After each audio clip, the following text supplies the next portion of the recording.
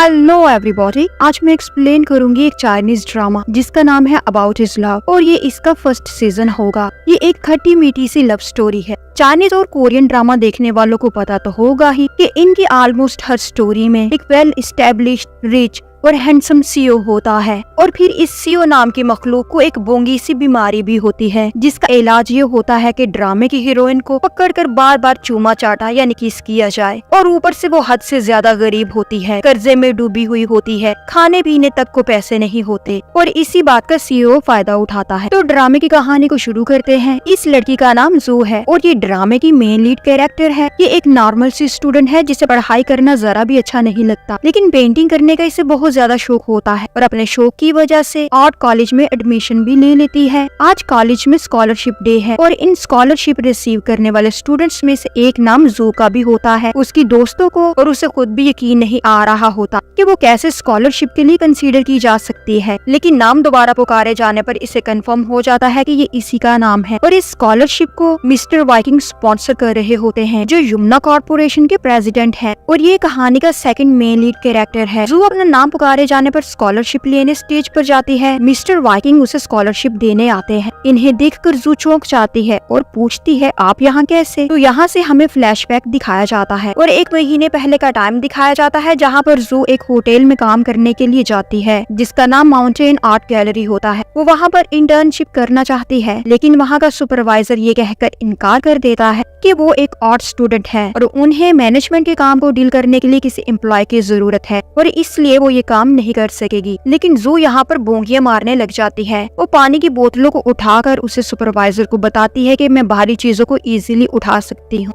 और हर काम जल्दी से फिनिश करने की एबिलिटी भी मुझ में है और इस तरह सुपरवाइजर उसे जॉब दे देता है। असल में जू का यहाँ पर जॉब करने का मकसद ये होता है कि वो पैसे जमा कर सके और अपने क्रश को वैलेंटाइन डे पर प्रपोज कर सके जिसका नाम मिंगचिंग है और वो 1 महीने के बाद अपने कुछ फ्रेंड्स के साथ यहाँ आने वाला था और ये मिंगचिंग जू का चाइल्डहुड फ्रेंड और नेबर भी होता है। 1 महीना काम करने के बाद जू ने मिंगचिंग के लिए और उसके दोस्तों के लिए एक रूम बुक करवा लिया था। अब एक लव लेटर को लिखकर उसमें एक रिंग डालकर एक पिलो के नीचे वो रख देती है ताकि जब मिंगचिंग सोने लगे तो पिलो हटाने पर उससे उसका लव लेटर मिल जाए और वो इसके दिल की बात जान ले। लेकिन मिंगचिंग के दिल में तो जू के लिए ऐसा कुछ नहीं होता और ये बात वो साफ साफ अपने दोस्तों के पूछने पर उनको बता देता है कि जू सिर्फ मेरी एक दोस्त और अच्छी बहन है। अब रास्ते में मिंगचिंग की गाड़ी खराब हो जाती है। वो जू को कॉल करके बताता है कि हम लेट हो जाएंगे और जैसे ही वो वहाँ पहुँचेंगे तो सब मिलकर मीटियोर शावर देखने जाएंगे। ये सुनकर जू बहुत ज्यादा खुश होती है। तभी एकदम से होटल में भगदड़ मच जाती है क्योंकि उस होटल का मालिक वहाँ आ रहा होता है और वो भी अपनी गर्लफ्रेंड के साथ। सुपरवाइजर जू को काम पर लग जाने का कहता है लेकिन जू उसकी बात को इग्नोर करते हुए अपनी दुनिया में मगन होती है और वो वहाँ पर लगे हुए एक फेमस पेंटर की पेंटिंग के साथ सेल्फी लेने लगती है। जब सुपरवाइजर आकर उसे जल्दी से दोबारा से काम पर लग जाने का बोलता है और डांट कर उसे बाहर भी ले आता है ताकि सब मिलकर बॉस को वेलकम कर सके। सब एम्प्लॉय लाइन में खड़े हो जाते हैं। अब बॉस की एंट्री होती है जिसका नाम वाइकिंग है। वो बहुत हैंडसम होता है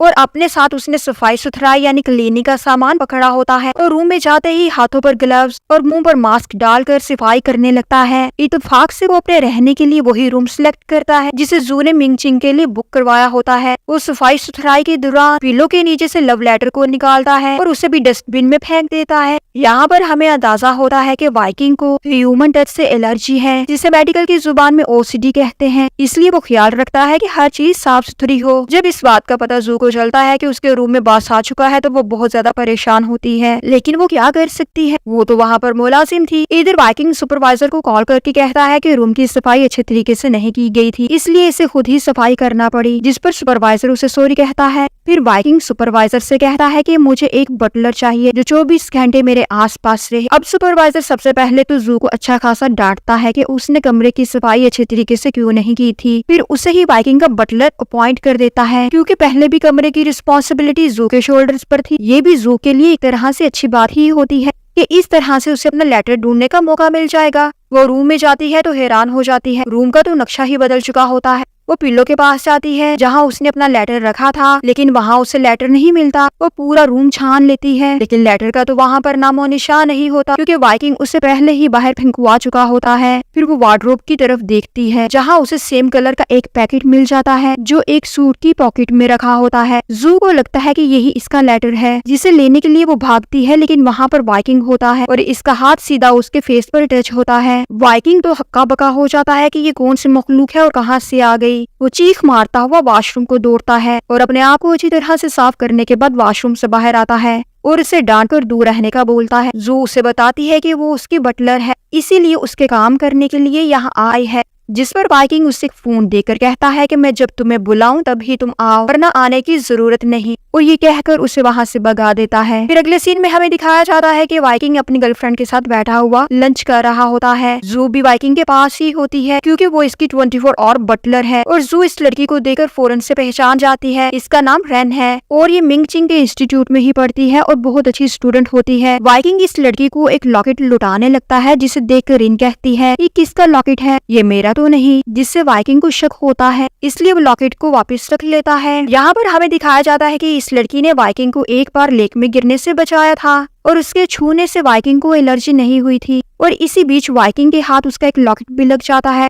जिसे वो अपने पास ही रख लेता है और इसे अपनी गर्लफ्रेंड बना लेता है। और अब जब उसे पता चलता है कि ये लॉकेट इसका नहीं, तो वो समझ जाता है कि इसे इस लड़की ने नहीं बल्कि किसी और लड़की ने बचाया था और ये लॉकेट भी किसी और ही लड़की का है। तभी रेन इसका हाथ टच करती है, उसके हाथ पर एलर्जी रिएक्शन होने लगता है और वो फौरन से अपना हाथ पीछे कर लेता है और ग्लव्स पहन लेता है। यहाँ पर जो इस कोशिश में होती है कि इसे इसका लेटर किसी तरह से मिल जाए। उसकी नजर वाइकिंग की पॉकेट पर होती है। अब वाइकिंग वहाँ से जाने लगता है जब रेन खुद को वाइकिंग से करीब कर लेती है और इसे बैक हग करती है, जिससे वाइकिंग को रिएक्शन होने लगता है। वो परेशान होकर जल्दी से जू को मैसेज करता है कि किसी बहाने से मुझसे इसको दूर करो। इधर गरीब जू कहती है इस काम के एक्स्ट्रा पैसे लगेंगे। वो पैसे देने पर मान जाता है। फिर वो रेन को वाइकिंग से दूर करती है और वाइकिंग को कहती है कि ये उसके रेस्ट करने का टाइम है। रेन चले जाती है। वाइकिंग जू को उसकी डिमांड के मुताबिक पैसे देकर अंदर रूम में आ जाता है। अंदर आकर वाइकिंग देखता है कि इसके सारे जिस्म पर एलर्जी स्पॉट बन चुके हैं, मतलब उसे रिएक्शन हो चुका है। तभी एक और फ्लैशबैक चलता है जहाँ पर वाइकिंग अपनी एलर्जी से बहुत ज्यादा परेशान होता है।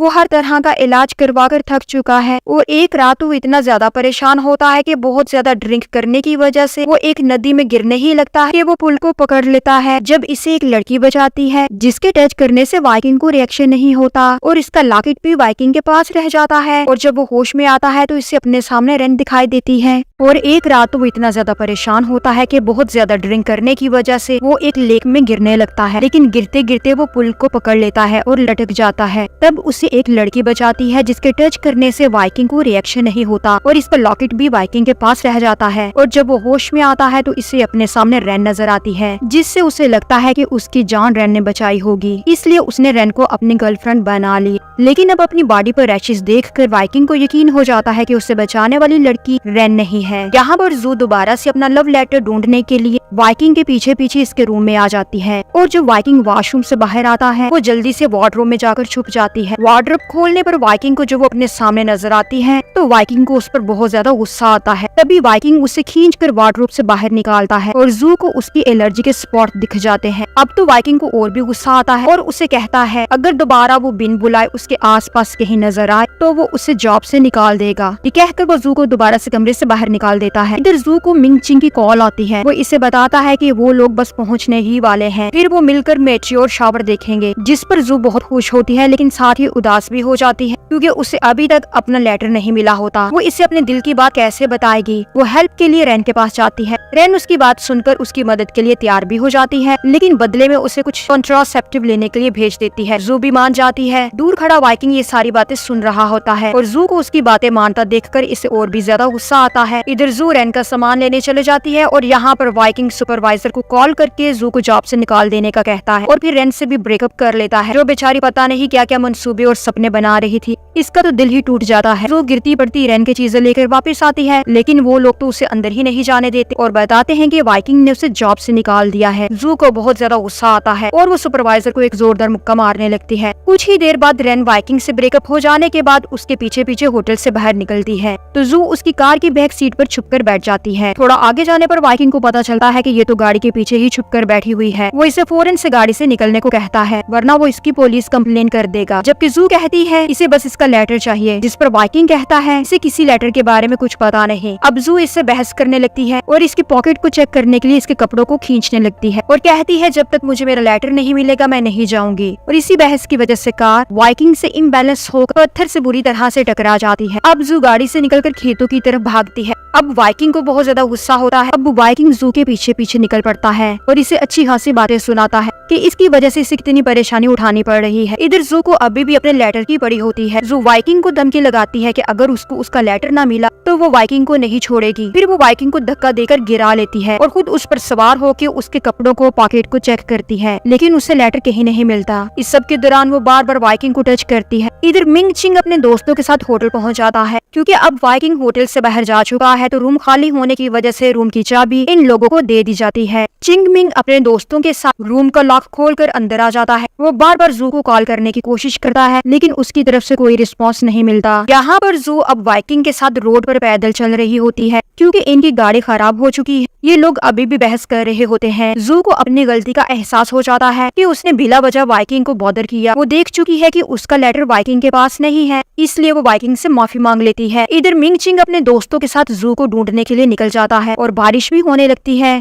रास्ते में इनको रेन मिलती है जो जख्मी होती है। उसे टांग पर बहुत बुरी चोट लगी होती है और ब्लड भी निकल रहा होता है। वो सब उसकी हेल्प करते हैं और उसे यहाँ से ले जाते हैं। इधर ये दोनों बहस करते हुए बस स्टॉप तक पहुँच जाते हैं। इतनी देर में बारिश भी रुक चुकी होती है और आसमान पर मेचियोर शावर अपेयर होता है, जो बहुत ही ज्यादा खूबसूरत लग रहा होता है, जिसे दोनों मिलकर देखते हैं। फिर बस आ जाती है और दोनों बस में सवार हो जाते हैं और अलग अलग सीट पर बैठकर एक दूसरे को गुस्से से घूरते रहते हैं। अब दोबारा से बस एक जगह पर रुकती है, जहाँ पर वाइकिंग बस से उतर जाता है। बस चलने से पहले दोनों एक दूसरे को खूब जली खट्टी सुनाते हैं और एक दूसरे की शक्ल दोबारा ना देखने की कसम भी खाते हैं। वाइकिंग एक आदमी से फोन लेकर अपने असिस्टेंट को कॉल करके बुला लेता है। फिर वो अपने असिस्टेंट से जू के बारे में पूछता है। वाइकिंग को लग रहा होता है कि जू कोई स्पे या रिपोर्टर है जो इसको चेज कर रही है, लेकिन असिस्टेंट उसको बताता है कि जू एक बहुत ही गरीब सी लड़की है जो बहुत हार्ड वर्किंग भी है और यहाँ का मीटियोर शावर देखने के लिए 1 महीना पहले ही यहाँ आई थी। ना ही वो कोई रिपोर्टर है ना ही स्पे। ये सब सुनकर वाइकिंग का गुस्सा थोड़ा सा कम हो जाता है।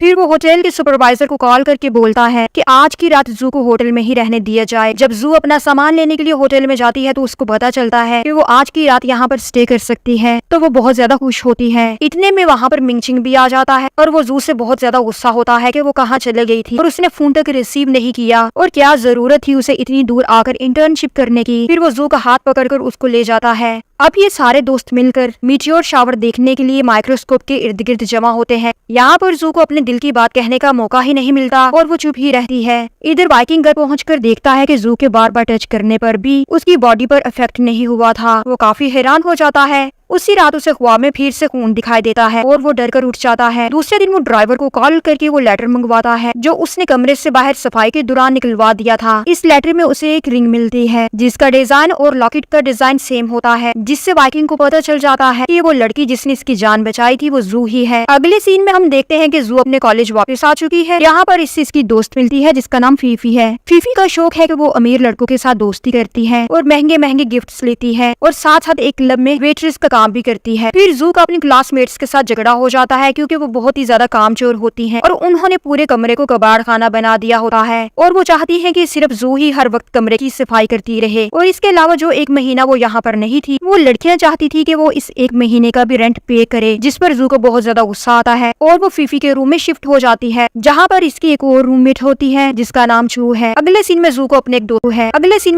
एक दोस्त की कॉल आती है जो उसको बताता है उसने अभी तक फाइनल स्केच सबमिट नहीं करवाया, और जब तक वो फाइनल स्केच को बनाकर सबमिट नहीं करवाएगी वो यमुना कॉर्पोरेशन की स्कॉलरशिप के लिए अप्लाई नहीं कर सकती। अब जू को एक स्केच बनाना है, जिसके लिए वो मेट्योर शावर वाले सीन को याद करते हुए अपना और वाइकिंग का स्केच बना लेती है और इसी स्केच को सबमिट भी करवा लेती है। उसका टीचर वो स्केच ले जाकर वाइकिंग को दिखाता है, जिसे देखकर वाइकिंग उसे स्कॉलरशिप के लिए कंसीडर करता है। यहाँ से सीन फिर से प्रेजेंट में आ जाता है। जू अपने बुरे बिहेवियर पर बहुत ही ज्यादा शर्मिंदा होती है। वो वाइकिंग को सॉरी और थैंक्स बोलती है। तब वाइकिंग उसका हाथ पकड़कर उसको एक साइड पे ले जाता है और उसके पास आकर बताता है कि हम पहले भी मिल चुके हैं और हम आगे भी मिलेंगे। ये कहकर वो चला जाता है। इधर जू बाहर आकर इसकी ही बातों को सोच रही होती है, तभी उसे अपनी पॉकेट में उसका खोया हुआ लॉकेट मिलता है। वो इसे बाहर निकाल कर देखने लगती है। ये लॉकेट तो एक माह पहले ही खो चुका था। इस लॉकेट को अभी अभी वाइकिंग ने उसकी पॉकेट में डाला होता है। साथ ही वाइकिंग अपनी गाड़ी से वहाँ से जा रहा होता है। तब जू उसे जाता देखकर दोबारा से सरगोशी करती है कि क्या वाकई में हम पहले मिल चुके हैं। तब सीन दोबारा से फ्लैशबैक में चला जाता है। हम देखते हैं कि जिस लड़की ने वाइकिंग को डूबने से बचाया था वो जू ही थी,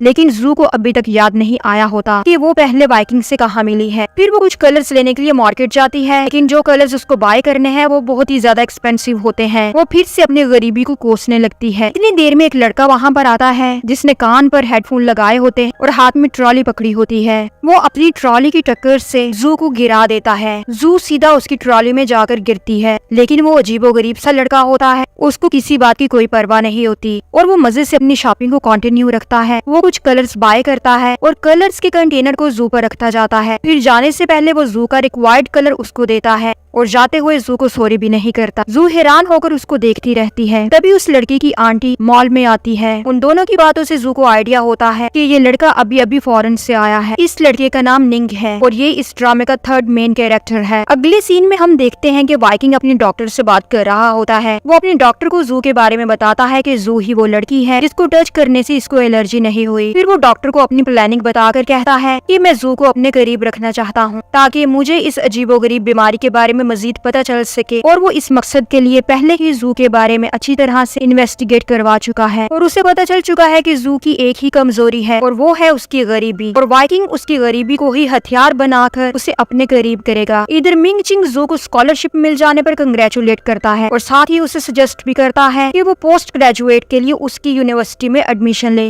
लेकिन ये तो जू के लिए बहुत ज्यादा मुश्किल काम है, क्योंकि इसके लिए उसे अपने आने वाले एग्जाम्स में पास होना होगा। जू बेचारी का मुंह ये सुनकर लटक जाता है। इधर हमें दिखाया जाता है कि निंग एक बहुत ही अच्छा पेंटर है और शुनरा नाम से वो पेंटिंग बनाता है। उसकी शुनरा आइडेंटिटी एनोनिमस है, किसी को नहीं पता कि निंग ही शुनरा है, और जू भी इसकी पेंटिंग की बहुत बड़ी फैन होती है। कुछ देर के बाद निंग को एक पार्सल रिसीव होता है, जिसे ओपन करने पर उसको पता चलता है कि ये तो इसके लिए नहीं है, क्योंकि उसमें कुछ लेडीज इनरवेयर होते हैं। निंग उस नंबर पर कॉल करता है जो पैकेट के ऊपर दिया गया होता है। वो नंबर जू का होता है। निंग उसे उसके पैकेट के बारे में बताता है, जिस पर जू को लगता है कि कोई छोटा बच्चा शैतानी कर रहा है और वो इसे अच्छी खासी गालियां देकर फोन बंद कर देती है। तभी जू उनको बताती है कि हमारे घर के ऊपर एक लड़का रहने के लिए आया है। उसका बहुत सारा सामान सारा दिन आता रहता है और सारा दिन मैं सामान ऊपर बेच बेच के थक चुकी हूँ, इसलिए अभी जो भी सामान आया वो मैंने डायरेक्ट ही ऊपर बेच दिया। तभी फीफी को याद आता है कि कहीं उसके इनरवेयर वाला पैकेट भी उसको नहीं बेच दिया, जिसको लेने के लिए वो दोनों ऊपर जाती हैं। वो निंग से पूछती है कि हमारा पैकेट दे दो। वो कहता है कि मुझे याद नहीं मैंने कहाँ रख दिया है। फिर वो दोनों को अंदर बुलाता है और कहता है खुद ढूंढ लो। वो दोनों देखती हैं कि पूरा घर पेंटिंग से भरा पड़ा है। इसी दौरान गलती से फीफी से एक बाउल गिरकर टूट जाता है, जिस पर निंग शॉक्ड होकर टूटे हुए बाउल को देखते ही जाता है। वो दोनों सॉरी बोलती हैं, लेकिन निंग बस चुपचाप इसी बाउल को देखे जा रहा था।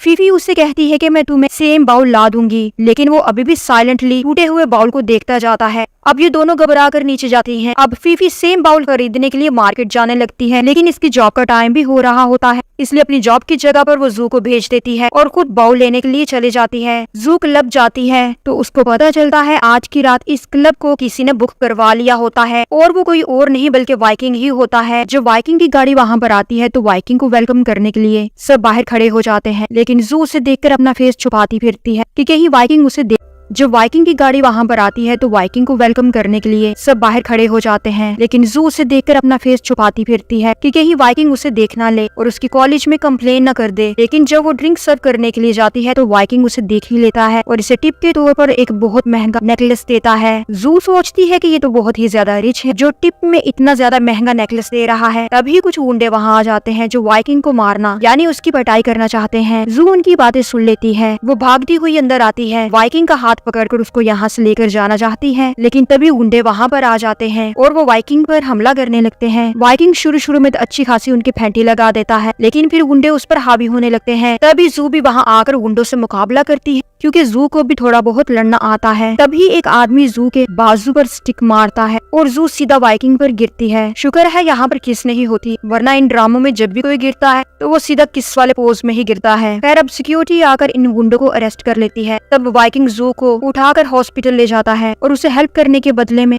कुछ पैसे देता है। जू पैसे लेने से इनकार कर देती है और वाइकिंग को कहती है कि पैसों के बजाय वो इसका मिंग चिंग की यूनिवर्सिटी में एडमिशन करवा दे, जिस पर वाइकिंग इनकार कर देता है, कहता है मैं ये नहीं करवा सकता, कुछ और बताओ। फिर जू उससे कहती है कि वो इसे कॉलेज के एग्जाम में पास ही करा दे। अब वाइकिंग फिर से इनकार कर देता है और कहता है मैं ये भी नहीं कर सकता। अब अगले दिन इनकी यूनिवर्सिटी में एज ए लेक्चरर वाइकिंग आता है। वाइकिंग का इंटरव्यू चल रहा होता है जिसे सभी स्टूडेंट बहुत ही अटेंटिवली सुन रहे होते हैं, लेकिन जू इस दौरान सो जाती है। जैसे ही इंटरव्यू ऑफ होता है जू उठ के बैठ जाती है, जिस पर उसे प्रोफेसर से अच्छी खासी डांट पड़ती है। तभी उसे टीचर से पता चलता है कि वाइकिंग यूनिवर्सिटी ऑफ लंदन से PhD करके आया है और कुछ दिन वो इन स्टूडेंट्स को पढ़ाएगा। फिर टीचर उसे वाइकिंग से सॉरी करने का कहकर चला जाता है। वाइकिंग उसे कहता है कि वो उसकी एग्जाम पास करने में हेल्प कर सकता है, फिर वो इसे होमवर्क देता है। अब जू बाहर आती है और उसे फीफी के बॉयफ्रेंड की कॉल आती है जो इसे बताता है कि फीफी 2 दिन से महंगे महंगे बाउल खरीद रही है और उन महंगे बाउल्स में से कुछ बाउल्स इतने ज्यादा महंगे हैं जिसकी वजह से इसका बैंक बैलेंस हाफ रह चुका है। अब जू सीधा फीफी को कॉल करती है जो कि चू उठाती है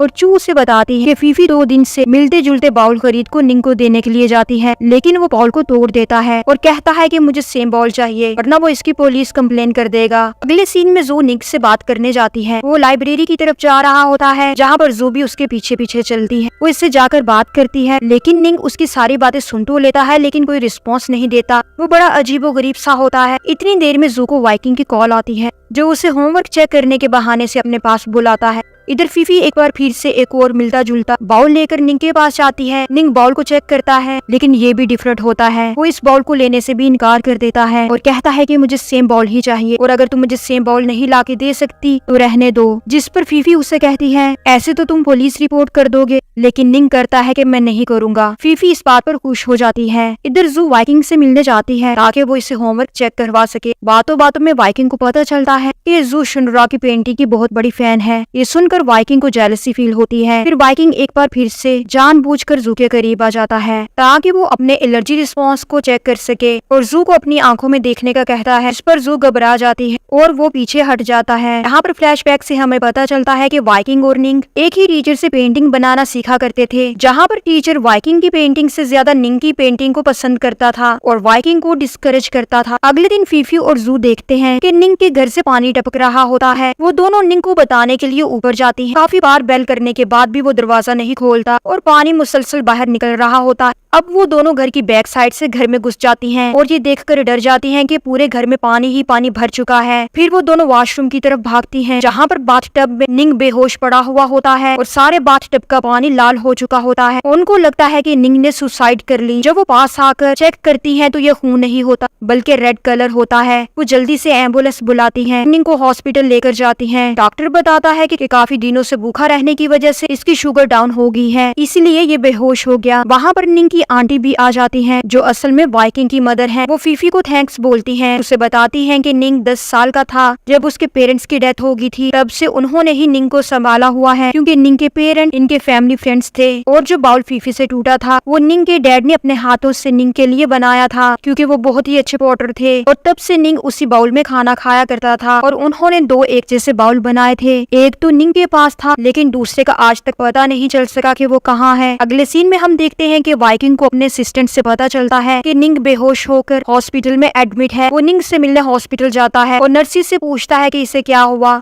ये कब तक ठीक हो जाएगा। और कैजुअल सी बात करने के बाद वो वहाँ से चला जाता है। फिर वो अपने घर के बेसमेंट में जाकर सेम बाउल को देखता है और माजी की यादों में खो जाता है। जहाँ पर हम देखते हैं कि निंग के पेरेंट्स की डेथ के बाद वाइकिंग के पेरेंट्स उसे घर ले आते हैं और आहिस्ता आहिस्ता वो वाइकिंग से दूर होते जाते हैं और निंग के करीब होते जाते हैं। निंग के पास उसके फादर का एक बाउल होता है और वो उसी बाउल में खाना खाया करता था। एक दिन वो बाउल निंग से गलती से नदी में गिर जाता है और बाउल को लेने के लिए वो नदी में कूद पड़ता है। बहुत मुश्किल से उसकी जान बचती है और वाइकिंग के पेरेंट्स को लगता है कि वाइकिंग ने ही वो बाउल नदी में फेंका था ताकि निंग मर जाए। इस मिसअंडरस्टैंडिंग की वजह से वो वाइकिंग को थप्पड़ मारते हैं और बारिश में घुटनों के बल बिठाकर सजा भी देते हैं और उसे अपनी सफाई में कुछ कहने का मौका ही नहीं देते। अगले सीन में हम देखते हैं कि जू ऑनलाइन ऐसी शॉप्स को ढूंढ रही होती है जो टूटे हुए पॉट्स को और बाउल्स को जोड़ सके। तभी उसे एक ऐसी जगह का पता चलता है जहाँ पर इसका काम हो जाएगा। नेक्स्ट डे वो इस बाउल को लेकर वहाँ पहुँच जाती है। वहाँ जाने पर उसको पता चलता है कि ये आर्ट स्टूडियो भी वाइकिंग का ही है और वो भी इस वक्त वहाँ पर मौजूद होता है। जू उससे हेल्प करने को बोलती है। वो उसे कहती है कि वो टूटे हुए बाउल को जोड़ दे ताकि किसी की जान बच सके, क्योंकि ये किसी के लिए जिंदगी और मौत का सवाल है। जबकि वाइकिंग उसके सामने 2 कंडीशंस रख देता है। वो कहता है तुम्हें मेरी गर्लफ्रेंड बनना होगा। जू उसकी बात सुनकर शॉक्ड हो जाती है और जल्दी से इनकार कर देती है। फिर वाइकिंग कहता है दूसरी कंडीशन ये है कि तुम्हें मुझे अभी किस करना होगा। जू हेजिटेट होती है लेकिन थोड़ा सा सोचने के बाद मान जाती है और कहती है कि ठीक है, लेकिन मैं सिर्फ चिक पर किस करूंगी। वाइकिंग कहता है ठीक है, लेकिन 5 सेकंड तक किस करना होगा। जू नर्वस होती हुई इसके पास आती है और वाइकिंग को आंखें बंद करने का कहती है और फिर उसे किस करती है और जल्दी से पीछे हटकर अपने होंठों को साफ करने लगती है। अब वो वाइकिंग को बाउल देकर वापस आ जाती है। अगले सीन में हम देखते हैं वाइकिंग अपनी माँ से मिलने जाता है। उसकी माँ उससे मिलने से इनकार कर देती है लेकिन वाइकिंग खुद ही चला जाता है। उसकी माँ का बिहेवियर उसके साथ बहुत रूड होता है। वाइकिंग अपनी माँ को दूसरा बाउल दिखाता है जो सेम ही होता है। उसकी माँ बाउल को लेने के लिए वाइकिंग से झगड़ा करती है लेकिन वो कहता है कि अगर निंग को बाउल चाहिए तो उसे मुझसे माफी मांगनी होगी और बाउल लेने के लिए मुझसे भीख मांगनी होगी। ये कहकर वो वहाँ से चला जाता है। अपनी माँ को खुद से ज्यादा निंग की फिक्र करता देखकर वो हमेशा दुखी हो जाता था। आज भी इससे बहुत ज्यादा दुख होता है। यहाँ से निकलने के बाद वो सीधा क्लब आ जाता है जहाँ पर इसका पीछा करते रैन भी आ जाती है और इसको दोबारा से अपनी बातों के जाल में फंसाने की कोशिश करती है। लेकिन वाइकिंग कहता है मैं जानता हूँ उस दिन मुझ पर क्लब में अटैक तुमने ही करवाया था, क्योंकि मैंने उस दिन तुम्हें खुद अपनी आंखों से क्लब में देखा था। फिर गुंडों ने पुलिस को तुम्हारे बारे में बताया था कि उन्होंने तुम्हारे कहने पर ये सब कुछ किया। फिर वो रैन को ये भी बताता है कि मेरा पीछा ना करना क्योंकि अब मेरी गर्लफ्रेंड है, जिस पर वो जू की फोटो उसको दिखाकर कहता है कि ये मेरी गर्लफ्रेंड है और वहाँ से चला जाता है। अगले दिन जू वाइकिंग के घर जाती है क्योंकि बाउल अभी तक जुड़कर आ चुका था। वो इसे लेने के लिए जाती है। पैकिंग टाइट होने की वजह से वो मुंह से पैकेट को खोलने लगती है जब वाइकिंग उसे सीजर ला के देता है और उसकी बातों से अंदाजा लगाता है कि ये बाउल तो निंग का है, जिसको वाइकिंग अपना सबसे बड़ा दुश्मन कंसीडर करता है। इधर जू ये देखकर बहुत ज्यादा खुश हो जाती है कि बाउल बहुत अच्छे तरीके से जुड़ चुका है। तभी वाइकिंग एक गेम चलता है। वो जू से कहता है बाउल में अभी भी क्रैक्स हैं, मुझे दो, मैं इनको ठीक कर दूं। जू बाउल को वाइकिंग को पकड़ाती है और वाइकिंग जानबूझकर बाउल को नहीं पकड़ता और बाउल गिरकर टूट जाता है। जू बाउल को पकड़ने लगती है, वाइकिंग जल्दी से उसका हाथ पकड़ लेता है और उसे कहता है मैं तुम्हें ऐसा ही एक और बाउल दे दूंगा, तो मेरे साथ कमरे में आओ। इसे लेकर एक कमरे में चला जाता है और वहाँ पर फिर से एक कंडीशन रखता है कि इस बाउल को लेने के लिए तुम्हें आंखों को बंद करना होगा और हिले जुले बगैर एक जगह पर खड़े रहना होगा और बेहतर होगा कि अगर तुम बात भी ना करो। साथ ही वो इसके दोनों हाथों को पीछे को करके उसे बाउल पकड़ा देता है। जू उसे कहती है तुम मुझे ऐसा करने को क्यों कह रहे हो। वाइकिंग यहाँ पर एक बूंगी मारता है जिसको बेवकूफ जू सच भी समझ लेती है। वाइकिंग कहता है कि ये दुआ मांगने का एक डिफरेंट स्टाइल है, जिस पर जू ऐसा ही करती है और वाइकिंग इसके बहुत क्लोज आ जाता है। और इस नए बाउल को लेने से पहले तुम्हें दिल में ये दुआ करनी होगी कि ये नया बाउल अब ना टूटे और इस दुआ के लिए यही स्टाइल बेहतर है। जू ऐसा ही करती है। वाइकिंग इसके बहुत क्लोज आ जाता है और जू के फेस को बहुत गौर से देखता है। जू एकदम से अपनी आंखें खोल लेती है और वाइकिंग को इतने पास पाकर पीछे को हटने लगती है। वाइकिंग उसे जबरदस्ती पकड़कर किस करने लगता है। जू अपने हाथों से उसे पीछे नहीं कर सकती थी क्योंकि उसके हाथ में बाउल पकड़ा हुआ था, इसलिए पीछे कदम को बढ़ाती बढ़ाती वो टेबल तक पहुंच जाती है और बाउल को टेबल पर रखकर वाइकिंग को पीछे धक्का देती है। वाइकिंग जाकर सीधा अपने एंटीक पर गिरता है जिससे उसके बहुत से आर्ट पीसेस टूट जाते हैं और जू वहाँ से भाग जाती है। वाइकिंग उससे किस इसलिए करता है कि वो जान सके क्या इंटीमेट कांटेक्ट करने से इस पर एलर्जिक रिएक्शन होगा कि नहीं। नहीं। अब यहाँ पर वाइकिंग उन सारे टूटे हुए पीसेस की पिक्चर लेता है और जू को भेज देता है और जू से कहता है ये सारे पीसेस तुमने तोड़े हैं, ये बहुत ज्यादा एक्सपेंसिव हैं और इनकी प्राइसेस मिलियन में हैं और अब तुम्हें ये सारे पैसे मुझे पे करने होंगे। ये सब देखकर जू बहुत ज्यादा परेशान होती है और इस तरह से वाइकिंग को एक नया बहाना मिल जाता है जू को अपने और करीब करने का।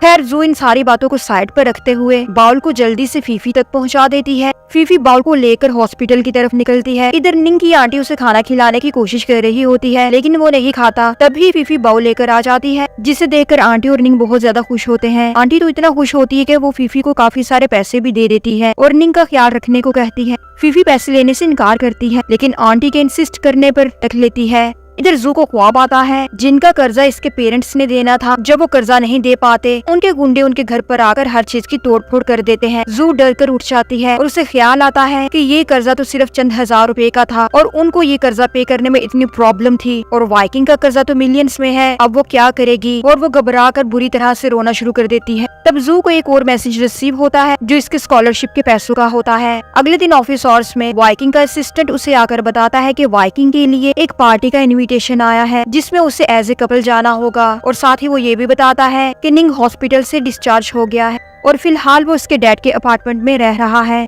जिस जगह जू और निंग रह रहे हैं वो अपार्टमेंट वाइकिंग के डैड का होता है और वाइकिंग के डैड ने अपनी सारी प्रॉपर्टी वाइकिंग के नाम पर कर रखी होती है, इसलिए वो अपार्टमेंट वाइकिंग क्या है और वो अपने असिस्टेंट को कहता है कि जितनी जल्दी हो सके निंग को इस अपार्टमेंट से निकाल दिया जाए क्योंकि इसका कोई हक नहीं कि वो मेरे डैड के अपार्टमेंट में रहे। फिर उसे पता चलता है कि जू उससे मिलने आई है तो वो जू के पास चला जाता है। जू उसे स्कॉलरशिप के पैसे लौटा देती है और कहती है वो बहुत जल्द वाइकिंग का बाकी का सारा कर्जा भी लौटा देगी, जिस पर वाइकिंग उससे कहता है कि तुम मेरा कर्जा इस जन्म तो क्या अगले जन्म में भी नहीं लौटा सकती क्योंकि ना तो तुम्हारे पास कोई जॉब है और ना ही कोई तुम्हारे साथ शादी करेगा क्योंकि जिस लड़की पर इतना ज्यादा कर्ज हो कौन बेवकूफ इससे शादी करना चाहेगा। हाँ अलबत्ता अगर तुमने मेरा कर्जा लौटाना ही है तो तुम्हें मेरे साथ एक कॉन्ट्रैक्ट साइन करना होगा और मैं जो भी बोलूंगा वो तुम्हें मानना होगा और इसके बदले में मैं तुम्हें बहुत ज्यादा पे करूंगा। जू सोचने का वक्त मांगती है फिर उससे कहती है तुमने मुझे किस क्यों किया था, इस पर वाइकिंग उससे कहता है बस ऐसे ही। जू फिर से पूछती है बस ऐसे ही का क्या मतलब, तुमने मुझे किस क्यों किया था। वाइकिंग कहता है क्योंकि कल मेरा किस करने का मूड था और तुम मेरे साथ थी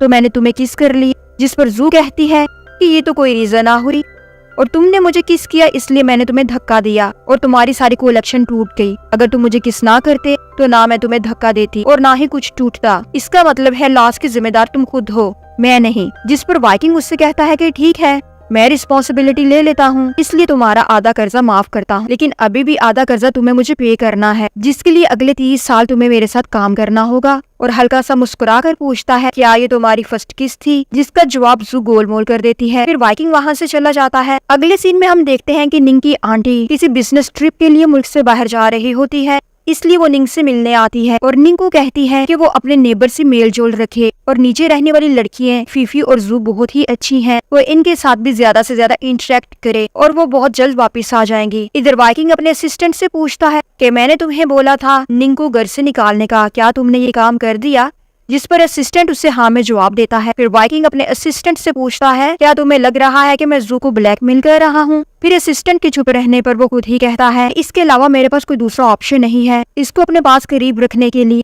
और अपने एलर्जी का टेस्ट करने के लिए। तुम तो मुझे काफी अरसे से जानते हो, मैं जो काम करने का ठान लेता हूँ चाहे कुछ भी हो जाए मैं वो काम करके ही रहता हूँ, इसलिए इस लड़की को भी अपने करीब करके ही रहूंगा। यहाँ पर सीन शिफ्ट होता है।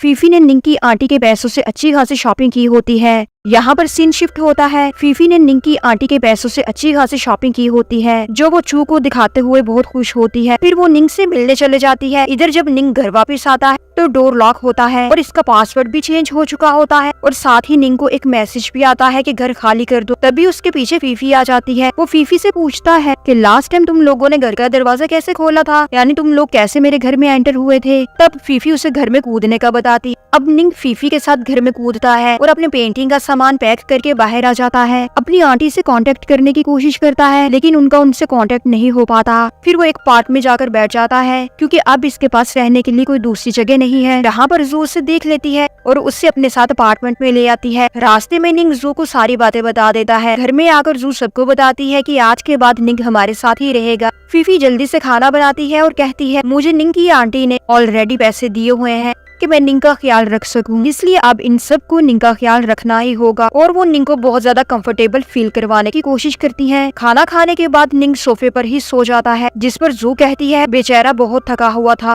तभी जू को उसकी मॉम की कॉल आती है, जिनको पैसों की बहुत ज्यादा जरूरत होती है। असल में इस महीने जू जॉब करके अपने घर पैसे नहीं भेज सकी। आर्ट गैलरी में एक महीना जॉब करके जो पैसे इसने बनाए थे वो रूम बुकिंग में दे दिए और स्कॉलरशिप के पैसे उसने वाइकिंग को दे दिए। वो परेशान होकर अपने कमरे में आकर लेट जाती है। तभी निंग आकर उसको कहता है कि मुझे भूख लगी है। जू उसके लिए नूडल्स बनाने जाती है, जिसे दोनों मिलकर खाते हैं और बातें करते हैं। अगले दिन जू वाइकिंग के ऑफिस पहुंच जाती है और उससे कहती है मैं डील के लिए तैयार हूँ, क्योंकि इसे पैसों की सख्त जरूरत होती है। वाइकिंग डील को डन करता है और हैंड शेक करने के लिए अपना हाथ आगे बढ़ाता है। जैसे ही जू उसे हैंडशेक करने लगती है वो इसे अपनी ओर खींच लेता है। ये सब देखकर पीछे खड़ा असिस्टेंट मुस्कुरा देता है। अब वाइकिंग सबसे पहले जू को ये टास्क देता है कि उसे पार्टी में एज ए पार्टनर वाइकिंग के साथ जाना होगा और पार्टी में आने वाले हर गेस्ट का नाम और उनकी इन्फॉर्मेशन भी इसको याद करनी है। जू से कहती है इतना मुश्किल काम मुझसे नहीं हो सकेगा, ये काम तुम खुद क्यों नहीं कर लेते। इस पर वाइकिंग कहता है मैं इस फजूल के काम में अपना दिमाग नहीं खपा सकता, इसलिए ये काम तुम ही करो। यहाँ घर पर आकर जू अपना दिमाग खपाते खपाते थक हार कर टेबल पर ही सो जाती है। इसलिए अब की बार निंग के लिए नूडल्स फीफी बनाती है,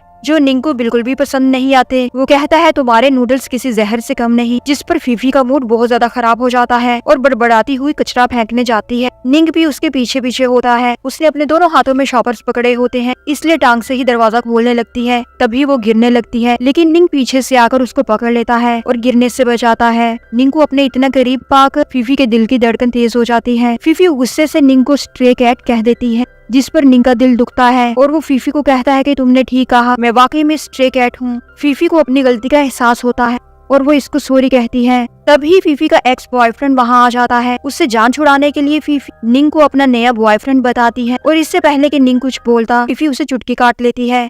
इधर रात को वाइकिंग की कॉल जू को आती है। जू पहले ही इसके दिए गए टास्क की वजह से अच्छी खासी थक चुकी है, तो मोबाइल पर उसकी कॉल देखकर मोबाइल को तोड़ने लगती है। फिर कॉल पिक करती है। वाइकिंग उससे पूछता है क्या तुमने सब इन्फॉर्मेशन मेमोराइज कर ली। वो कहती है कि हाँ, मैं कुछ खाए पिए बगैर ही लगी हुई हूँ और पूरी तरह से अटेंटिव होकर अपना काम कर रही हूँ। तभी वाइकिंग एकदम से उससे बहुत ज्यादा पर्सनल सवाल पूछता है, जिस पर पहले तो जू को समझ नहीं आती। फिर वाइकिंग की डिटेल से समझाने पर वो समझ आती है, बट आग बगोला भी जरूर हो जाती है। फिर वाइकिंग दोबारा से एक पर्सनल से चीज पूछता है, जिस पर जू को बहुत ऑकवर्ड महसूस होता है।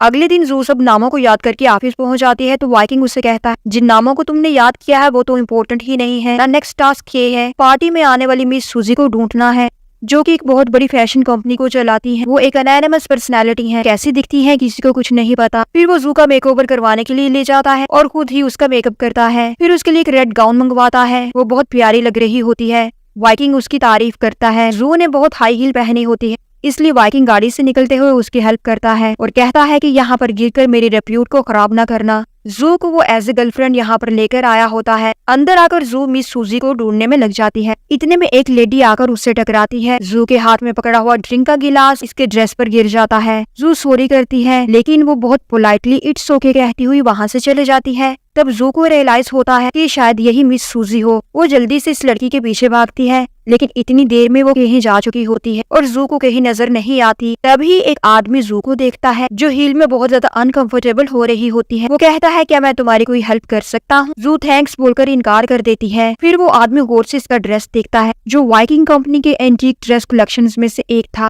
उसे पता चल जाता है कि ये वाइकिंग की गर्लफ्रेंड है। असल में ये वाइकिंग का अंकल होता है, जो जू के साथ वाइकिंग की बुराई करने लगता है और फिर जू के साथ बदतमीजी करने पर उतर आता है, जिस पर जू उसको थप्पड़ मारती है। इधर रेन भी पार्टी में आई हुई होती है। उसने सूजी की तरह का सेम ड्रेस पहना होता है। वाइकिंग इससे कहता है तुमसे ज्यादा सूजी अच्छी लग रही है, जिस पर रेन को गुस्सा आ जाता है। वो सूजी के ड्रेस पर पाँव रख देती है, तो खिंचाव की वजह से उसका ड्रेस फट जाता है। वाइकिंग जल्दी से सूजी के ड्रेस को ठीक कर देता है और उससे बिल्कुल एक न्यू लुक दे देता है, जिस पर सूजी उससे बहुत ज्यादा इम्प्रेस होती है और अपने असिस्टेंट से पूछती है कि ये कौन है। तो वो बताता है कि यही तो मिस्टर वाइकिंग है, जिनसे मिलने आप यहाँ आई हैं। अब तो मिस सूजी और भी ज्यादा खुश हो जाती है। इधर वाइकिंग जू को ढूंढते हुए यहाँ आ जाता है। अपने अंकल को जू के साथ बदतमीजी करते हुए देखकर वो आग बगोला हो जाता है और इनकी इंसल्ट करते हुए जू को गोद में उठाकर गाड़ी तक ले आता है। फिर वो जू को थैंक्स बोलता है कि उसने टाइम पर वाइकिंग को मिस सूजी के बारे में मैसेज कर दिया था, इसलिए वाइकिंग ने टाइमली उसकी हेल्प की। अब शायद वो यमुना कॉर्पोरेशन के साथ अपनी नेक्स्ट डील साइन करे। इधर फीफी के एक्स बॉयफ्रेंड ने अपनी चिकनी चुपड़ी बातों की वजह से फीफी से दोबारा से पैचअप कर लिया है।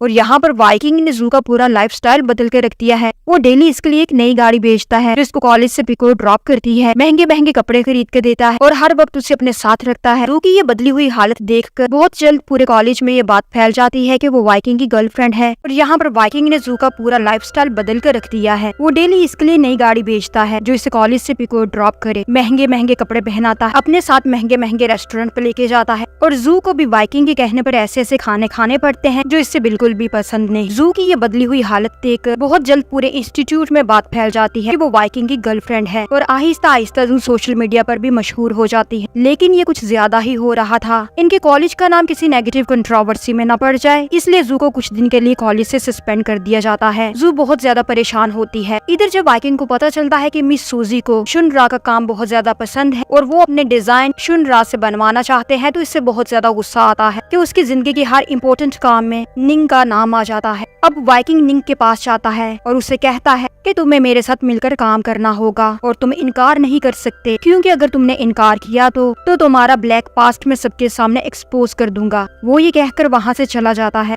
इधर अगले दिन जू की तबीयत बहुत ज्यादा खराब होती है। वो फीफी से मेडिसिन भेजने का बोलती है जो इस वक्त पहले ही मेडिकल स्टोर में किसी काम से गई होती है और उसके साथ उसका बॉयफ्रेंड भी होता है। फीफी जल्दी से अपने बॉयफ्रेंड के हाथ उसको मेडिसिन भेज देती है। जब वो मेडिसिन देने घर पर आता है तो जू को बिल्कुल अकेला देखकर उसके साथ बदतमीजी करने लगता है। ऊपर से फीफी भी आ जाती है और एक बोतल से इसका सर फोड़ देती है। लेकिन आने वाले दिनों में वो खुद ही बहुत ज्यादा उदास हो जाती है क्योंकि अब वो सच में उसको पसंद करने लगी थी। निक बुखार में जू का बहुत ज्यादा ख्याल रखता है। वो इसे ब्लैंकेट उड़ा देता है। जब उसे पता चलता है कि जिस इंसान का कर्जा जू ने देना है वो कोई और नहीं बल्कि वाइकिंग है, तो वो जू को कहता है वाइकिंग एक बहुत ही चालाक इंसान है, इससे बचकर रहना। निक की बात से जू सोच में पड़ जाती है। इसीलिए रात को जू उन सब एंटीक पीसेस को नेट पर सर्च करती है जो वाइकिंग के थे और इससे टूट गए थे। अब इसके तो होश ही उड़ जाते हैं। वो सारे एंटीक पीसेस अभी भी एक शॉप पर डिस्प्ले हो रहे होते हैं। वो मजीद सर्च करती है तो उसको पता चलता है जो पीसेस उससे टूटे थे वो तो फेक थे।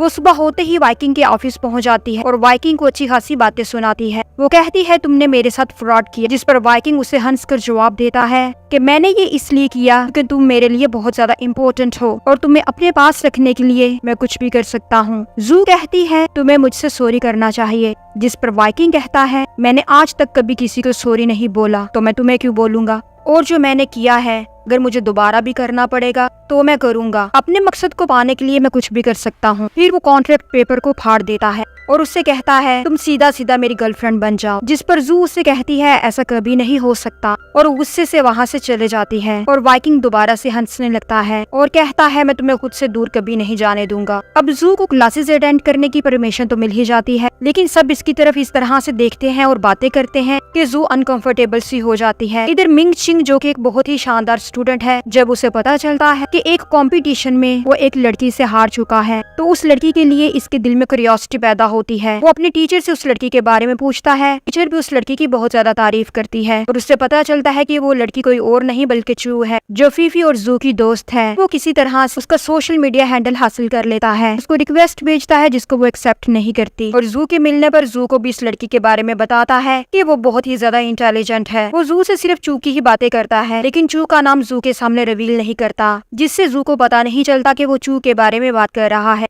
लेकिन जू को जेलसी जरूर होती है कि वो उसके सामने किसी और लड़की में इतना ज्यादा इंटरेस्ट दिखा रहा है। अगले दिन वाइकिंग जू को मनाने के लिए उसके घर में बहुत से फ्लावर्स भेजता है, जिसको देखकर जू को बहुत ज्यादा गुस्सा आता है। वो वाइकिंग को कॉल करती है और पूछती है तुमने मुझे फ्लावर्स क्यों भेजे हैं, जिस पर वाइकिंग कहता है अपनी गर्लफ्रेंड को मनाने के लिए मैं इतना तो कर ही सकता हूँ। तो जू उससे कहती है फूल वापस मंगवा लो, मुझे नहीं चाहिए, मैं तुम्हारी गर्लफ्रेंड भी नहीं हूँ। जिस पर वाइकिंग उससे कहता है ये फूल अब मैं तुम्हें भिजवा चुका हूँ, अब ये तुम्हारे हैं, तुमने इनके साथ जो भी करना है करो। ये कहकर वो फोन बंद कर देता है। जू इन प्यारे प्यारे फूलों को कचरे में फेंकना नहीं चाहती, इसलिए इनको फूलों की शॉप पर छोड़ने के लिए जाती है। इधर वाइकिंग जू की रिंग को देखता है, उसे कुछ ख्याल आता है तो वो जल्दी से जू से मिलने आ जाता है। जब उसे रास्ते में जू मिल जाती है, वो जू से कहता है तुम कहाँ जा रही हो। वो बताती है कि मैं इन फूलों को अपने पास नहीं रखना चाहती, इसलिए शॉप पर देने के लिए जा रही हूँ। जिस पर वाइकिंग उससे कहता है क्या तुम दूसरों की फीलिंग्स के साथ खेलना पसंद करती हो, और फिर वो जू के करीब आ जाता है, जिससे जू नर्वस होकर साइकिल के कैरियर में फूलों पर जा गिरती है। फिर वाइकिंग साइकिल चलाता हुआ एक पार्क में आ जाता है और जू को अपनी गोद में उठा लेता है और पार्क में मौजूद सब लोगों को फ्लावर ले लेने का कहता है। जू वाइकिंग को नीचे उतारने का कहती है। जू वाइकिंग से कहती है कि मुझे नीचे उतार दो, लेकिन वो इसकी बात नहीं सुनता। अब जू नीचे उतरने के लिए जोर जोर से हिलती है, जिससे वाइकिंग को ठोकर लगती है और वो दोनों नीचे गिर जाते हैं। एक दूसरे की लिप पर किस करने वाली पोजीशन में ही गिरते हैं। एक तो ड्रामों में गिरना भी बड़ा कमाल का होता है। खैर 2-4 सेकंड की किस के बाद जू उसे खुद से दूर करती है और गुस्से से चलती हुई दूर जाने लगती है, लेकिन उसके पाँव पर चोट लग गई है। वाइकिंग ने किस को बहुत ज्यादा एंजॉय किया होता है, इसलिए वो मुस्कुराने लगता है। फिर उठकर जू के पास आ जाता है और इसकी टांग को चेक करता है, जिस पर जू उसे रोकती है, लेकिन वो कहता है मैं सिर्फ चेक करूंगा और कुछ भी नहीं। फिर वो देखता है तो वाकई चोट का निशान गहरा होता है। फिर वाइकिंग उससे कहता है कि तुम्हें ज्यादा चलने फिरने की कोई जरूरत नहीं, तो तुम्हें घर पर आराम करना चाहिए। जिस पर जू उससे कहती है हर कोई तुम्हारी तरह लकी नहीं होता, जिनके पास ड्राइवर और मुलाजिम हर काम करने के लिए। हम लोगों को अपना हर काम चल फिर कर खुद ही करना पड़ता है। जू की ये बात सुनकर वाइकिंग उससे कहता है कि तुम्हारे पास भी ये सारी चीजें हो सकती हैं अगर तुम मेरी गर्लफ्रेंड बनने के लिए तैयार हो जाओ। जिस पर जू फिर से इनकार कर देती है। तब वाइकिंग उसे फ्रेंड्स बनकर शुरुआत करने के लिए कहता है और जू की रिंग जो इसने लेटर में डालकर मिंग चिंग के लिए रखी थी वो भी लौटा देता है। इधर फीफी दोबारा से ब्रेकअप हो जाने पर बहुत ज्यादा उदास होती है। तब निंग इसको चीयर अप करने की कोशिश करता है और वो इसे अपनी ड्राइंग दिखाता है। वो स्केच जू का होता है, जिसे देखकर फीफी को लगता है निंग जू में इंटरेस्टेड है। वो निंग को छेड़ती है, जिस पर निंग घबरा जाता है, लेकिन वो निंग को कहती है मैं ये बात सीक्रेट ही रखूंगी, लेकिन एक शर्त है कि तुम्हें मुझे बहुत सारा पैसा देना होगा। जिस पर निंग कहता है मेरे पास तो पैसे नहीं हैं। फिर फीफी उससे कहती है तो फिर मुझे खुश करना होगा। तो निंग उसे लेकर पार्क में आ जाता है। वो दोनों बबल्स के साथ खेलने लगते हैं और बहुत ज्यादा एंजॉय करते हैं।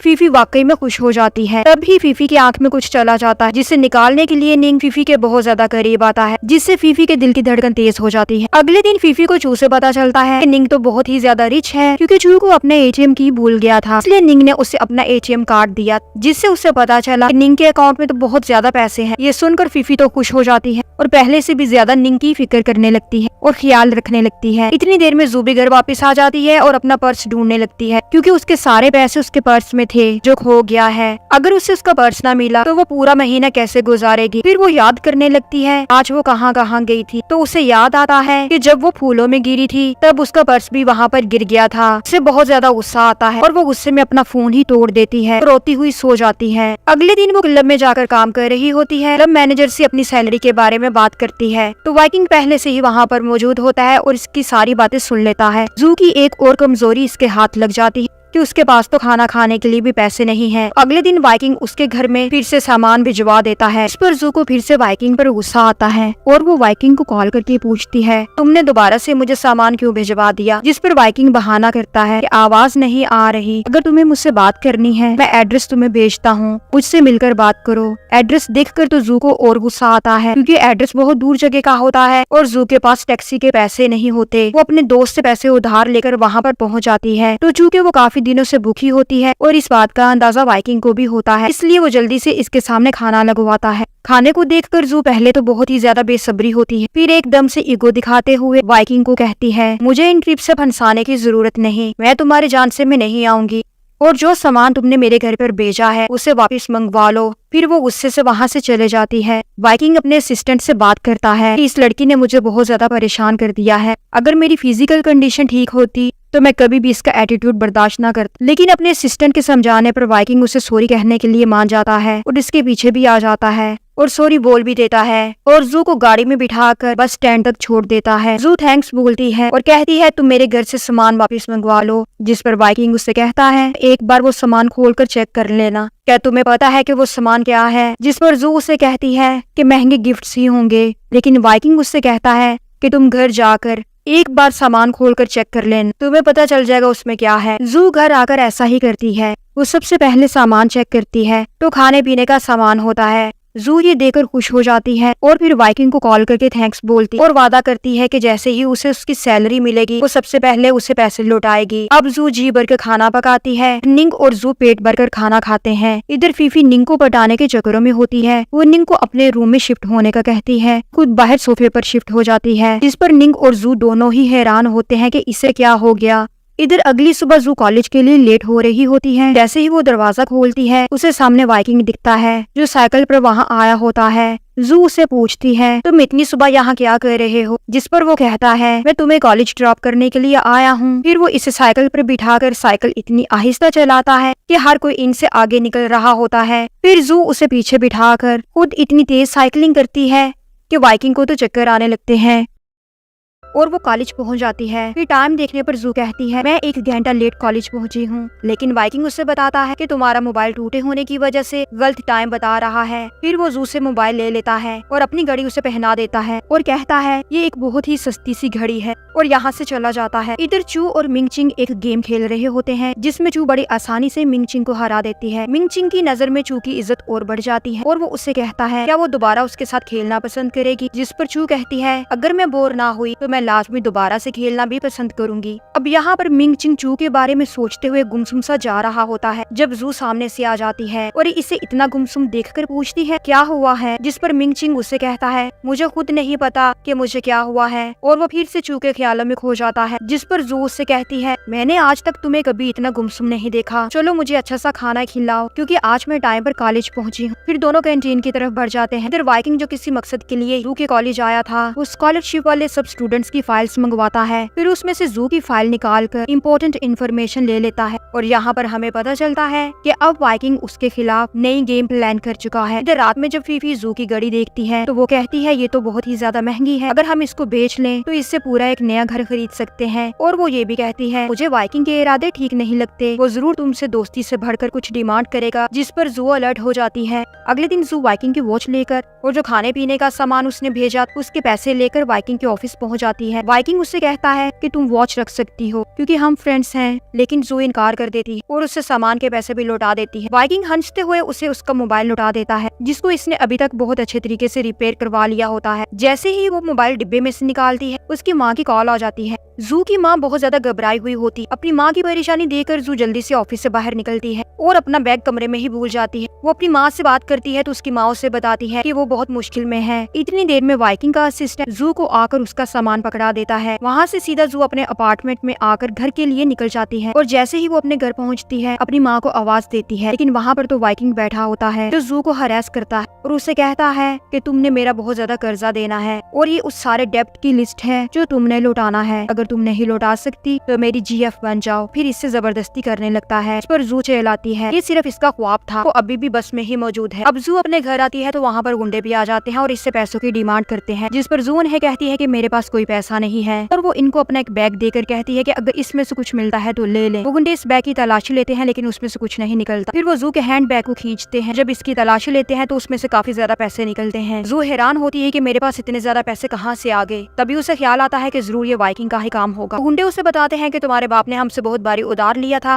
अब वो लोन नहीं चुका पा रहा, इसीलिए हमें ये सारा कुछ करना पड़ा। जबकि जू की माँ उसे बताती है जब से तुम्हारे बाप को पता चला था कि तुम वाइकिंग की गर्लफ्रेंड हो तब से उसने लोगों से पैसे लेना शुरू कर दिए थे। जिस पर वो अपनी माँ को बताती है कि मैं वाइकिंग की गर्लफ्रेंड नहीं हूँ। फिर सारी कहानी अपनी माँ को बता देती है। इधर इन सबको अब जू की फिक्र होने लगती है। फीफी निंग को कहती है कि तुम तो इतने अमीर हो तो तुम्हें जू की हेल्प करनी चाहिए, जिस पर निंग उससे कहता है मेरे पास तो पैसे नहीं है क्योंकि सब पैसे मैंने सालों पहले डोनेट कर दिए थे। जिस पर फीफी को बहुत ज्यादा गुस्सा आता है और वो इससे अपने कमरे से बाहर निकाल देती है। इधर जब सुबह के टाइम फीफी सोकर उठती है तो निंग को अपने इतना करीब आकर हैरान हो जाती है। फिर वो इसे गौर से देखने लगती है। वो इसे बहुत हैंडसम और क्यूट लगता है। तभी निंग की आंख भी खुल जाती है और वो हक्का बक्का होकर बेड से गिर जाता है। तभी जू भी घर वापस आ जाती है। जैसे ही जू घर में एंटर होती है ये दोनों कमरे से बाहर निकल रहे होते हैं। जू इन दोनों को देखकर हैरान होती है, जिस पर फीफी सब क्लियर करती है। अब जू इनको अपने घर की सारी सिचुएशन समझाती है। सुबह जॉब इंटरव्यू के लिए जाते हुए फीफी जू से उसकी वॉच मांगती है जो वाइकिंग ने उसे दी होती है। वो उससे कहती है कि मैं इंटरव्यू से वापस आकर तुम्हें वॉच लौटा दूंगी। अगले सीन में हम देखते हैं कि जू वाइकिंग से मिलने जाती है और उससे उन पैसों के बारे में पूछती है जो उसके बैग में थे। वाइकिंग कहता है तुम काफी परेशान लग रही थी तो मैंने सोचा कि शायद तुम्हें पैसों की जरूरत हो, इसलिए तुम्हें बिना बताए तुम्हारे बैग में पैसे डाल दिए थे। जिस पर जू से कहती है तुम्हारे सारे पैसे खर्च हो चुके हैं लेकिन मैं तुम्हें नहीं बता सकती कि पैसे कहाँ गए, पर एक प्रॉमिस मैं जरूर करती हूँ कि तुम्हें आहिस्ता आहिस्ता तुम्हारे सारे पैसे लौटा दूंगी। जिस पर वाइकिंग उससे कहता है तुम्हें पैसे लौटाने की जरूरत नहीं, बस तुम्हें मेरे साथ एक डील करना होगी।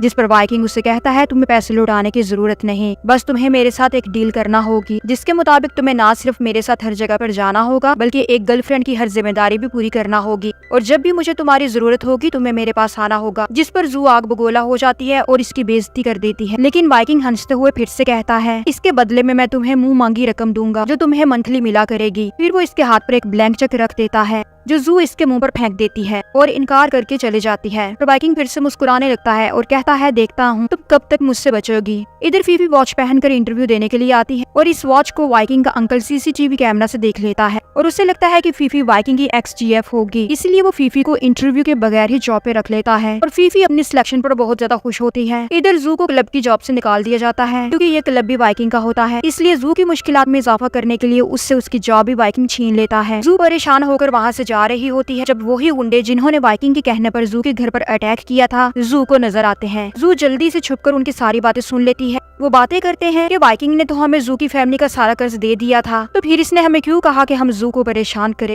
जू ये बातें सुनकर गुंडों को पकड़ लेती है और अच्छी खासी इनकी पिटाई कर देती है और इनसे सारी बातें गुलवा लेती है। अब वो सीधा वाइकिंग के ऑफिस में जाती है और इससे कहती है, तुमने मेरे साथ इतना बड़ा फ्रॉड किया, मैं तो तुम्हें अपना दोस्त मानने लगी थी। वाइकिंग कहता है कि अगर तुम पहले ही मेरी गर्लफ्रेंड बनने पर राजी हो जाती तो ऐसा कभी ना करता और मैं अभी भी हार नहीं मानूंगा। ये सुनकर जू को बहुत ज्यादा गुस्सा आता है और वो इससे थप्पड़ मारने ही लगती है कि बीच में वाइकिंग का असिस्टेंट आ जाता है। अगले सीन में हम देखते हैं कि जू को अपने एक टीचर की कॉल आती है जो उसे कॉलेज बुलाता है। जब जू वहाँ पे जाती है तो इसको पता चलता है कि उसने अपनी मंथली फी अभी तक पे नहीं की होती। जू को टीचर के सामने बहुत ज्यादा शर्मिंदगी उठाने पड़ती है और वो जल्दी ही फी भरने का कहकर वहाँ से निकल जाती है। अब जू को एक और कॉल आती है, ये एक और होटल के मैनेजर की कॉल होती है जो इसे जॉब देने की ऑफर करता है, जिस पर जू बहुत ज्यादा खुश हो जाती है। और ये वाला होटल असल में वाइकिंग के अंकल का होता है और वाइकिंग से बदला लेने के लिए वो जू को ट्रैप कर रहे होते हैं। जू जॉब पर जाती है, वहाँ पर एक VIP गेस्ट उसे ड्रिंक करने के लिए कहता है जिसके बदले में इसे बहुत से पैसे दिए जाएंगे, जिस पर वो मान जाती है और ड्रिंक करना शुरू कर देती है। वाइकिंग का अंकल जू की वीडियो बनाकर वाइकिंग को सेंड कर देता है और वाइकिंग को बहुत ज्यादा गुस्सा आता है और वो होटल में आकर जू को ड्रिंक करने से रोकता है, जिस पर जू उससे कहती है कि तुम कौन होते हो मुझे रोकने वाले, मैं पीऊंगी भी और पीकर पैसे भी कमाऊंगी। वाइकिंग उससे कहता है कि अगर तुम्हें पीना ही है तो मेरे साथ बैठकर पियो। फिर वो जू को लेकर वॉशरूम में आ जाता है जहाँ पर जू शराब की उल्टी उल्टी करती है और थोड़ा सा स्टेबल होती है, तो वाइकिंग उससे अपने साथ लेकर जाने लगता है, जिस पर जू उसे खुद से दूर रहने का कहती है। वो कहती है, आज मेरा जो भी हाल है वो सिर्फ और सिर्फ तुम्हारी वजह से है, तुम्हारी वजह से मेरी जॉब गई, तुम्हारी वजह से बिना किसी रीजन के मुझ पर इतना ज्यादा कर्जा चढ़ गया, तुमने मेरी जिंदगी अजाब करके रखती है। ये कहकर वो कपड़े चेंज करने के लिए चले जाती है, लेकिन गलती से मैन चेंज रूम में आ जाती है जहाँ पर उस होटल का मैनेजर भी आ जाता है और जू को अकेला पाकर उसके साथ बदतमीजी करने लगता है। जू की चीखने पर वाइकिंग भी वहाँ आ जाता है और इस आदमी की पिटाई कर देता है और इस आदमी से कहता है कि तुम्हारी जरूरत कैसी हुई मेरी औरत को हाथ लगाने की। इस पर वो आदमी वाइकिंग को कहता है, मुझे लगा आप दोनों का ब्रेकअप हो चुका है। वाइकिंग कहता है, मैं जब तक चाहूंगा ये मेरी औरत है और मेरी औरत ही रहेगी। फिर वो अपने ग्लव्स उतार कर फेंक देता है और कहता है, तुम्हारे जैसे गंदे इंसान को हाथ लगाकर मेरे ग्लव्स भी गंदे हो गए हैं। अब वो जू को अपना कोट पहनाता है जिसे लेने से जू इनकार कर देती है, जिस पर वाइकिंग उससे कहता है, क्या तुम चाहती हो कि ये गंदा आदमी तुम्हें इस हालत में देखे। फिर वो जू को बाहर लेकर आ जाता है। जू से कहती है, मेरा पीछा छोड़ दो, मैंने तो तुम्हारे साथ कुछ भी बुरा नहीं किया, तो तुम मेरे साथ इतना बुरा क्यों कर रहे हो। इधर फीफी घर वापस आ जाती है तो निंग को बाहर बैठा देकर पूछती है क्या हुआ। निंग उससे कहता है, मुझे जू की फिक्र हो रही है। फीफी उसका हाथ पकड़कर अंदर लाती है तो इसका हाथ बहुत ज्यादा गर्म होता है। निंग को तो बहुत ज्यादा तेज बुखार होता है। फीफी उसे ब्लैंकेट देकर लेटाती है और खुद जू को कॉल करके उसकी लोकेशन ट्रेस करती है।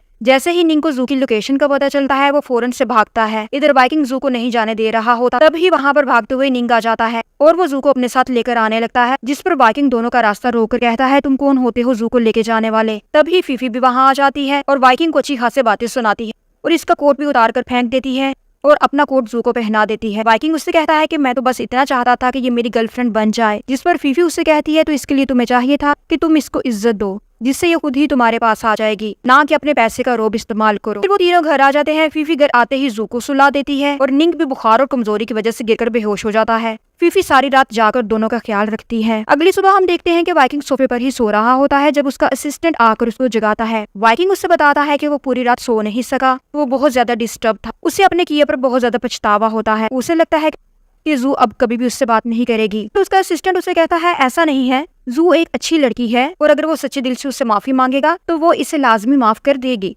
इधर जू बहुत ज्यादा परेशान होती है क्योंकि इसके पास कोई भी जॉब नहीं है। तो निंग उसे अपनी आंटी का कार्ड देकर कहता है यहाँ पर शायद उसको जॉब मिल जाए और अब तक तो निंग की आंटी भी वापस आ चुकी हैं। जू जॉब के लिए जाती है, वहाँ पर उसका सिलेक्शन फौरन ही हो जाता है क्योंकि निंग ने इसको रेकमेंड किया होता है। जू को वहाँ पर शुनरा की बहुत सी पेंटिंग्स देखने को मिलती है क्योंकि निंग ही असल में शुनरा होता है। तभी उसे याद आता है कि पेंटिंग्स देखने को मिलती है क्योंकि निंग ही असल में शुनरा होता है। तभी उसे याद आता है कि मिंगचिंग की बर्थडे भी आ रही है और उसने अभी तक उसके लिए कोई अच्छा सा गिफ्ट नहीं खरीदा। वो बर्थडे पे मिंगचिंग को अच्छा सा गिफ्ट देकर अपने दिल की बात भी कहना चाहती है, इसलिए वो इसकी बर्थडे के लिए बहुत ज्यादा एक्साइटेड होती है। लेकिन मुसीबत ये कि मिंगचिंग की फेवरेट चीज का उसको नहीं पता होता। तभी जो इसकी हेल्प करने को कहती है और वो मिंगचिंग से मिलकर उसकी पसंदीदा गिफ्ट के बारे में जान भी लेती है अगले दिन जू काम पर जाती है, जहाँ पर फिर से इसका सामना वाइकिंग से हो जाता है। दोनों ही एक दूसरे को देखकर चौंक जाते हैं। वाइकिंग का असिस्टेंट उसे कहता है, जो भी हो आप दोनों की डेस्टिनी आप दोनों को एक दूसरे के सामने बार बार लाकर खड़ा कर देती है। जिस पर वाइकिंग उससे कहता है कि मुझे भी ऐसा ही लगता है, ये मुझसे जितना छुपने की कोशिश करती है ये उतना ही मेरे सामने आ जाती है।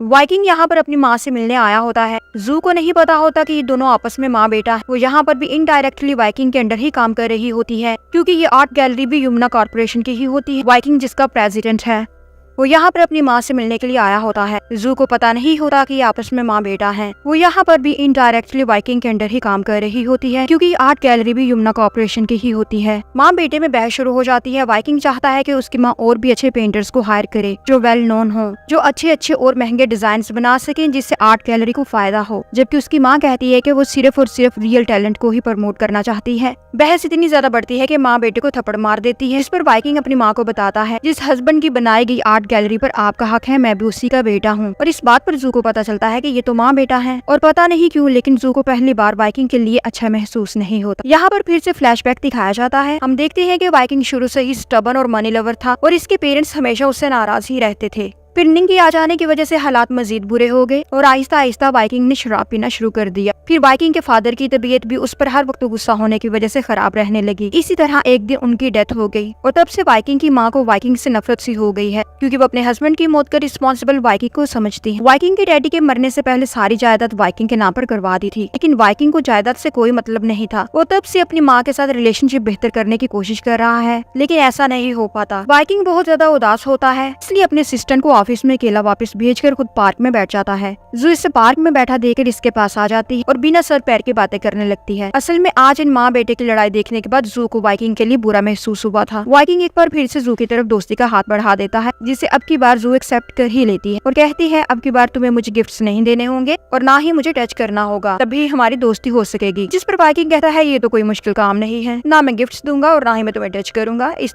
तरह से दोनों में दोस्ती हो जाती है। इधर फीफी सुबह के टाइम निंग की बातों को सोचते हुए ब्रश कर रही होती है, फिर खुद को खुद ही सोचों से बाहर निकालती है। तभी वहाँ निंग आ जाता है। दोनों की एक जोरदार टक्कर हो जाती है। फीफी को चेक करने के लिए निंग उसके बहुत ज्यादा करीब आ जाता है। इससे एक बार फिर से फीफी की दिल की धड़कन बहुत तेज हो जाती है और फीफी जल्दी से अपने रूम में भाग कर आती है, दरवाजा लॉक करती है और इसी बारे में सोचने लगती है। फिर उसे खुद पर गुस्सा भी आता है कि वो तो एक छोटे से बच्चे के बारे में सोच रही है और वो ऐसा कैसे कर सकती है, और फिर एक नए बॉयफ्रेंड को तलाश करने की सोचों में मगन हो जाती है। अगले सीन में फीफी जॉब पर आती है। वाइकिंग का अंकल भी उसके पास आ जाता है और एक बहुत महंगा पिन उसके बालों में लगा देता है, जिससे फीफी बहुत ज्यादा इंप्रेस और खुश होती है और घर आकर सबको बताती है। फिर जू भी सबको बताती है कि उसने दोबारा से वाइकिंग से दोस्ती कर लिया है। सब इसको वार्न करते हैं, दोस्ती करके बहुत बड़ी गलती की है, वो तुम्हें दोबारा से किसी न किसी मुश्किल में फंसा देगा। जिस पर जू से कहती है कि ऐसी बात नहीं है, वाइकिंग जितना एरोगेंट दिखाई देता है असल में उतना नहीं है, और आज मैंने पहली दफा उसकी एक इमोशनल साइड देखी है। वो अपनी गलती पर वाकई में बहुत ज्यादा शर्मिंदा था। तब सभी बातों में मगन हो जाते हैं और साथ साथ चॉकलेट्स खा रहे होते हैं और फीफी निंग के साथ शरारतें करने लगती है और निंग को भी चॉकलेट खाने का कहती है, जिस पर निंग वही चॉकलेट खाता है जो फीफी के मुंह में होती है और इस तरह से इनडायरेक्ट उनकी थोड़ी बहुत किस भी हो जाती है, जिससे सब हक्का बक्का हो जाते हैं। फीफी बात को टालते हुए जल्दी से कमरे में भाग जाती है और ब्लश करने लगती है। इधर वाइकिंग को वाकई में अपनी गलती का एहसास हो चुका होता है और अब वो सच्चे दिल से जू की हेल्प करना चाहता है, इसलिए वो अपने असिस्टेंट को भेजता है कि जाकर पता करके आए कि जू की लाइफ में कौन कौन सी प्रॉब्लम चल रही है और उसको किस तरह की हेल्प की जरूरत है। जिस पर उसका असिस्टेंट फीफी को चेज करता है, जो कि एक शू स्टोर पर बैठी होती है और अपने लिए एक जूता पसंद कर रही होती है। उसका असिस्टेंट उसको जूते बाय करके देता है और जू के बारे में बहुत सी बातें उससे गुलवा भी लेता है। फिर वो आके वाइकिंग को बताता है कि जू का एक बॉयफ्रेंड है जिसका नाम मिंगचिंग है। कमिंग वैलेंटाइन डे पर जू उसको प्रपोज करना चाहती है, जिस पर वाइकिंग ये सोचता है कि वो जू की हेल्प करेगा। फिर जू को वाइकिंग की कॉल आती है, वो इसे मिलने के लिए बुलाता है। जू के पहुंचने पर वाइकिंग उसे मिंगचिंग की एक रिकॉर्डिंग दिखाता है, जिसमें वो अपने पसंदीदा ट्रेड्स जो एक लड़की में वो देखना चाहता है बता रहा होता है। वो कहता है, मुझे चश्मा पहनने वाली, शॉर्ट हेयर वाली और कैजुअल ड्रेस पहनने वाली लड़की पसंद है। इन सारी बातों को सुनकर जू बहुत उदास होती है, क्योंकि जू की लुक तो बिल्कुल डिफरेंट है। फिर वाइकिंग उसका गेटअप सेम करवा देता है, जिससे वो बिल्कुल चू की तरह लगने लगती है और उसको डाउट होता है कि कहीं मिंगचिंग चू को तो नहीं पसंद करता, इसलिए वो मिंगचिंग से पूछने के लिए कॉलेज पहुंच जाती है। मिंगचिंग उससे बताता है, ऐसा तो कुछ नहीं, वो सारी खूबी उसने वैसे ही बता दी थी, मेरे दिल में उसके लिए ऐसा कुछ भी नहीं है। जिस पर जू रिलैक्स हो जाती है और स्माइल करती है। अगले सीन में हम देखते हैं कि जू निंग से पूछती है उसके डैडी यानी वाइकिंग के फादर की डेथ कैसे हुई थी, तो निंग उससे बताता है कि मुझे एग्जैक्ट पता नहीं, तब मैं बहुत ज्यादा छोटा था और मैं आंटी के साथ किसी काम के लिए बाहर गया हुआ था, लेकिन जैसे ही हम दोनों घर वापस आते हैं तो वाइकिंग की डैड की लाश पड़ी हुई थी और वाइकिंग सोफे पर शॉक बैठा हुआ था, जिससे आंटी ने अज्यूम किया कि वाइकिंग ने ही अपने डैड को मारा होगा। अगले सीन में हम देखते हैं कि वाइकिंग जू की मिंगचिंग को प्रपोज करने के लिए प्रैक्टिस करवा रहा होता है, जहाँ पर जू ने चू का गेटअप किया होता है और वाइकिंग मिंगचिंग के गेटअप में होता है, जो बड़ा फनी लग रहा होता है, जिसे देखकर जू का तो हादसा ही निकल जाता है और वो प्रैक्टिस करने में लग जाते हैं। जू वाइकिंग को एज ए मिंगचिंग प्रपोज करती है और बहुत ज्यादा इमोशनल हो जाती है और ऐसा ही महसूस करती है जैसे उसके सामने वाइकिंग नहीं बल्कि मिंगचिंग हो, और फिर दोनों अपने इमोशंस में इतने ज्यादा डूब जाते हैं कि एक दूसरे के बहुत ज्यादा करीब आ जाते हैं और किस करने ही वाले होते हैं कि वाइकिंग का असिस्टेंट वहां पर आ जाता है और वो खास कर उन दोनों को डाइवर्ट करता है।